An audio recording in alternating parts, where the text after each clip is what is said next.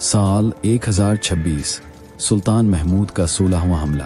क्या राजा भीमा देव की ताकत टूटेगी? खामोश रात, खुफिया रास्ते और एक लश्कर जो फतह के लिए तैयार था। राजा भीमा देव ने कहा, मुसलमान वापस नहीं जाएंगे। मगर हकीकत क्या थी? 275 जंगी हाथी, मजबूत किले और नीयत से फतह हासिल करने वाला सुल्तान। ये जंग जमीन के लिए नहीं बल्कि इज्जत दीन के लिए थी। अगर आपको ये तारीखी वाकया पसंद आया तो लाइक और सब्सक्राइब करें और नीचे कमेंट में बताएं कि आपकी पसंदीदा लम्हा कौन सा था। साल 1026 ईस्वी की तारीख, जब इस्लामी दुनिया एक रूहानी और अस्करी बेदारी के दौर से गुजर रही थी। सुल्तान महमूद गजनवी को सिर्फ एक फातेह के तौर पर नहीं बल्कि इस्लाम के एक मेहनती मुहाफिज के तौर पर देखा जा रहा था। उस दौर में गैर मुस्लिम रियासतें, खुसूसन हिंद की राजपूत ताकतें, इस्लामी सल्तनत की सरहदों के लिए एक मुस्तकिल खतरा समझी जाती थी। जंग सिर्फ जमीन या खजाने के लिए नहीं लड़ी जाती थी बल्कि इस्लामी नजरी, जिहाद और सरहदी दिफा का तस्वुर भी उसके पीछे मौजूद था। इस्लामी फिक़ा के मुताबिक वो इलाके जहां इस्लामी कानून नाफिज नहीं और जहां मुसलमान जुल्म या तौहीन का शिकार हों, उन्हें दारुल हर्ब कहा जाता था। राजा भीमा देव का इलाका भी उन्हीं में से एक माना जाता था, जहां मुसलमान कबीलों और काफिलों पर हमले किए जाते और इस्लामी निशानियों की तौहीन की खबरें सल्तनत गजनविया तक पहुंचती रहती थी। सुल्तान को दरबार में उलमा और मुशीरों की तरफ से वाज़े फतवा दिया गया, जो दुश्मन अल्लाह के दीन को मिटाने की कोशिश करे उसके खिलाफ उठ खड़े होना सिर्फ इख्तियार नहीं बल्कि फर्ज है। ये बात जहन में रखने वाली है कि ये 16वां हमला सुल्तान महमूद का जाती इंतकाम नहीं था। राजा भीमा देव ने पहले हमले में शिकस्त के बाद सुल्तान की फौज के पीछे से वार किए, सिपाहियों के काफिलों को लूटा और इस्लामी झंडे को रोंदने की कोशिश की। मुअर्रिखीन लिखते हैं कि इस वाक़े ने सुल्तान के दिल में एक आग पैदा की। ये सिर्फ सियासी बेहुरमती नहीं थी बल्कि दीन की तौहीन तस्वुर की गई। दूसरी तरफ सुल्तान का उसूल ये था कि जहां अल्लाह का नाम बुलंद हो वहां कोई बातिल ताकत सर न उठा सके। यही वजह थी कि उसने दरबार में ऐलान किया, ये जंग तलवार से पहले नीयत की जंग है। अगर नीयत अल्लाह की रजा है तो फतह मुकद्दर होगी। गजनी की जामे मस्जिद में इमाम ने जिहाद का खुतबा दिया, कुरान की आयत पढ़कर बताया कि बातिल के खिलाफ उठना ईमान की अलामत है। लोग रो पड़े, फिजा में लब्बैक या इस्लाम की सदाएं बुलंद हुई। सिपाही सिर्फ जंगी तैयारी नहीं कर रहे थे, वो वुजू करके रवाना होते, कुरान अपने सीने से लगा कर बैठते, जैसे ये जंग जमीन के लिए नहीं बल्कि ईमान के एहतराम के लिए हो। इसी माहौल में 16वां हमले का फैसला हुआ। ये ऐलान साफ था, इस बार वापसी तब होगी जब या तो गाजी बनकर लौटेंगे या शहीद हो जाएंगे। यही वो नजरियाती बुनियाद थी जिसने इस मुहिम को सिर्फ एक फौजी कार्रवाई नहीं बल्कि एक इस्लामी तहरीक बना दिया। और यही पसे मंजर सुल्तान और उसके सिपाहियों के जज्बे की असल आग था। 16वां हमले का हदफ सिर्फ एक नाम था, राजा भीमा देव। ये वही हुक्मरान था जो गुजरात के साहिली इलाके पर हुकूमत करता था। इसका मरकज इनहलवाड़ा कहलाता था, एक खुशहाल और तिजारती लिहाज से ताकतवर रियासत जहां से अरब ताजरों के काफले गुजरते और अक्सर लूटे जाते थे। इन हमलों की कमर के पीछे राजा भीमा देव की सरदारियां शामिल थीं, जो मुसलमानों को गैर सरजमीन वाले हमला आवर कहकर उन पर वार करती थीं। पिछले हमले की शिकस्त के बाद राजा भीमा देव भागकर पहाड़ी किलों में पनाह गज़े हुआ था, लेकिन उसने हार तस्लीम नहीं की। उसने खुफिया तौर पर राजपूत कबाइल से इत्तेहाद किया, सहरा और चालुकिया नस्ल के जंगजू अपने गिर्द जमा किए और खुले लफ्जों में ऐलान किया, इस बार गजनी से आने वाला फातेह हमारी सरजमीन देख भी न सकेगा। इस ऐलान ने इस्लामी लश्कर को चैलेंज किया। सुल्तान महमूद ने दरबार में खरीदा नक्शा मंगवाया, जिसमें राजा भीमा देव के दिफाई रास्तों, कलों और समुद्री बंदरगाहों का जायजा लिया गया। ये इलाके समुंदर, जंगलात और पहाड़ी दरों से घिरे हुए थे, यानी कुदरती किलाबंद रियासत। ऐसे इलाके पर हमला करना आसान न था क्योंकि रवां घोड़ सवार फौज को वहां रफ्तार खो देनी पड़ती थी। गजनी के जासूसों ने सुल्तान को इत्तला दी, राजा भीमा देव ने 275 जंगी हाथी तैयार किए हैं।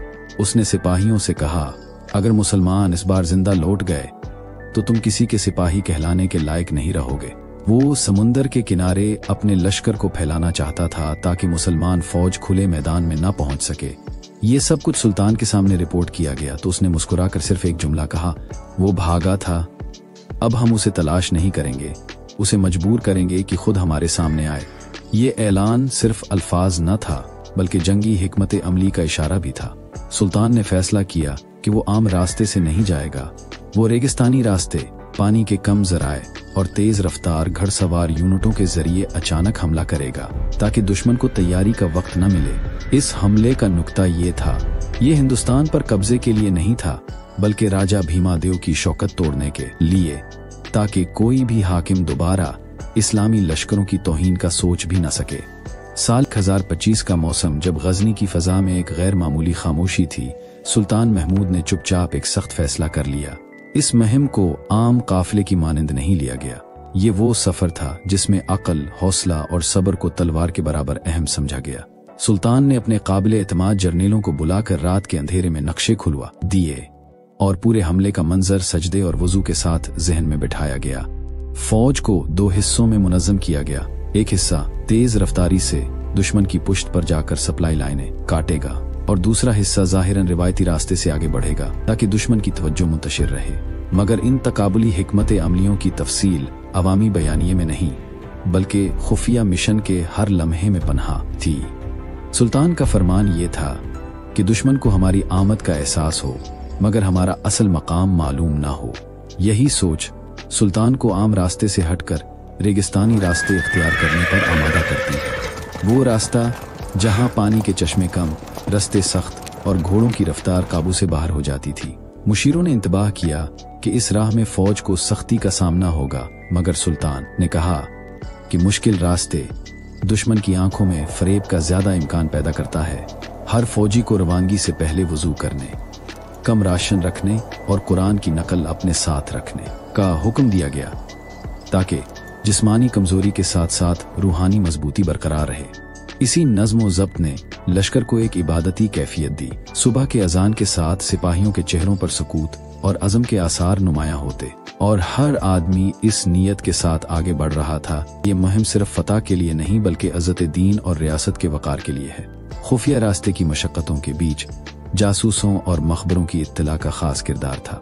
सुल्तान ने मकामी राहों, किलों के छोटे दरवाजों और पानी के कमजोर चश्मों का जायजा लिया और इसी मालूमात के बलबूते पर रात के सन्नाटे में छुपकर हरकत का मंसूबा बनाया। फौज जब दुश्मन के नजदीक पहुंचती तो राजा भीमादेव की जासूसी नेटवर्क में इस्तराब फैल गया। उनके क्लाओं के मुहाफिज अचानक खबरदार हो गए, मगर ये अंदाजा नहीं कर पाए कि असल खतरा किस तरफ से आन पहुंचा है। इसी इस्तराब ने दुश्मन की तैयारी को बिखेर दिया। उसके अंदर शक व शुबा की लहर दौड़ गई और वो अपनी कुव्वत मुज़ाहमत खोता चला गया। बिलाखिर ये वो मुहिम थी जिसमें हिकमत ने ताकत का साथ दिया। सुल्तान की चालें दुश्मन को उलझाकर उसके दिफाई मंसूबों को कमजोर कर गईं और लश्कर ने मुश्किल रास्ते की थकन को अपनी कुव्वत में बदल दिया। इस मुहिम की कामयाबी महज फतूहात में शुमार नहीं की गई, ये इस जज्बे की गमाजी थी जिसने साबित किया कि अक्ल, रूहानियत और नज़्म ज़ब्त मिलकर किसी भी जंगी चैलेंज को सर कर सकते हैं। इस तरह 16वां हमले की तैयारी ने मंजरनामा बदल दिया और जंग का मैदान आने वाली कड़वी हकीकतों के लिए तैयार हो गया। वो लम्हा आ चुका था जिसका खौफ राजा भीमादेव के दिल में था, मगर वो उस खौफ को तकब्बुर की दीवार के पीछे छुपा रहा था। सुल्तान महमूद का लश्कर रेगिस्तान की राख जैसी खामोश रातें चीरता हुआ इन हलवाड़ा के करीब पहुंच चुका था और दुश्मन को अभी तक यकीन नहीं था कि मुसलमान फौज वाकई यहां तक रसाई हासिल कर सकती है। किले की दीवारों पर मौजूद सिपाही गद उड़ती देखकर हैरान थे। उन्होंने सोचा ये कोई छोटा काफिला होगा, लेकिन जैसे ही पहली सफ के घड़सवारों ने इस्लामी परचम बुलंद किया, फसील पर मौजूद पहरेदारों के चेहरों का रंग उतर गया। जंग का आगाज किसी तबल या नारे से नहीं बल्कि खामोश यलगार से हुआ। मुसलमान घड़सवारों ने तोपखाना या भारी हथियार इस्तेमाल नहीं किए, बल्कि सीधा सिपाही दुश्मन की सफों पर झपट पड़े ताकि राजा का मरकज टूट जाए। मैदान जंग में राजा भीमादेव के हाथी बिगड़ गए। सिपाही अपने ही लश्कर को रोंदने लगे, चीखें उठें और सफें बिखर गईं। वो राजा जिसने ललकार कर कहा था कि मुसलमान वापस नहीं जाएंगे, अब खुद मैदान छोड़कर भागने की राह ढूंढ रहा था। तारीख लिखती है कि उसने पुश्त के दरवाजे से फरार की कोशिश की, मगर सुल्तान के घड़सवार वहां पहले से मौजूद थे। राजा अपनी जान बचाकर भाग निकला, मगर उसकी सल्तनत, गुरूर और वक़ार वहीं दफन हो गए। फतह का ऐलान तलवार से नहीं, अज़ान से किया गया। मुसलमानों ने मैदान में नमाज अदा की, कुरान की तिलावत हुई और सिपाहियों ने अल्लाह का शुक्र अदा किया। सुल्तान ने ना लाशों के ढेर लगाए, ना अवाम को कत्ल किया। उसने मकामी लोगों को अमन दिया और ऐलान किया, हम तुम्हारी जमीन के मालिक नहीं, तुम्हारे जुल्म के दुश्मन हैं। इस फतह का असर सिर्फ जमीन पर नहीं, तारीख के लहजे में भी लिखा गया। हिंदुस्तान के राजाओं ने देखा कि सुल्तान महमूद जैसा लश्कर तलवार से पहले नीयत को मजबूत करता है, फिर हमला करता है। इस मुहिम ने इस्लामी दुनिया को यकीन दिया कि अगर अज़्म सादिक हो तो सबसे मजबूत किले भी लर्ज जाते हैं। गजनी वापस पहुंचने पर मसाजिद में तकबीर की सदाएं बुलंद हुईं। दरबार में मुअज्जिनीन ने अजान दी और उलमा ने कहा, ये फतह सिर्फ एक राजा पर नहीं, तकब्बुर पर थी। इस्लामी सल्तनत की हुदूद नहीं बढ़े, लेकिन इस फतह ने मुसलमानों के दिल में ये यकीन भर दिया कि अगर नीयत ईमान की हो तो रास्ते रेत के हों या खून के, मंजिल मिलकर रहती है। ये 16वां हमला तारीख की नज़र में सिर्फ एक जंग नहीं, ये वो लम्हा था जब एक सुल्तान ने दुश्मन को नहीं, उसके गुरूर को शिकस्त दी